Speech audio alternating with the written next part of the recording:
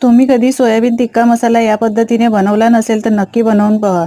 तर सोयाबीन इथे गरम पाण्यामध्ये अर्ध्या तासासाठी भिजत ठेवायचे आहेत। यानंतर अर्ध्या तासाने पाणी यामधलं काढून टाकायचं। आता हे एका मिक्सिंग बाउलमध्ये घेऊन दिलेले सगळे भाज्या यामध्ये घालायचे आहेत। मसाले सुद्धा घालायचे आहे।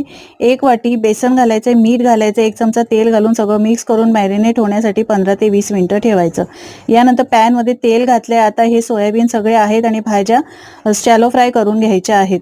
कढईमध्ये तेल घालून जिरं, कांदा घालायचा आहे आणि मिक्स करून घ्यायचं। यानंतर दिलेले सगळे मसाले घालायचे। 1 चमचा आलं लसूण मिरचीचा पेस्ट घालायची आहे। 1 टोमॅटोची प्युरी केली आहे। 2 चमचे दही घालून मिक्स करून घ्यायचं। त्यानंतर शॅलो फ्राय केलेले सोयाबीन आणि भाज्या घालायच्या आहे। गरजेनुसार यामध्ये पाणी घालायचं, मीठ घालायची, कसुरी मेथी घालून मिक्स करायचं। यानंतर गरम मसाला घालायचा, झाकण ठेवून 10 मिनिटं स्लो फ्लेमवर ही भाजी छान शिजवून घ्यायची। बारीक चिरलेली कोथिंबीर घालायची। ही सोया टिक्का मसाला आहे ती रोटी नान बरोबर अप्रतिम लागते। नक्की करून बघा। रेसिपी आवडली तर लाईक करा।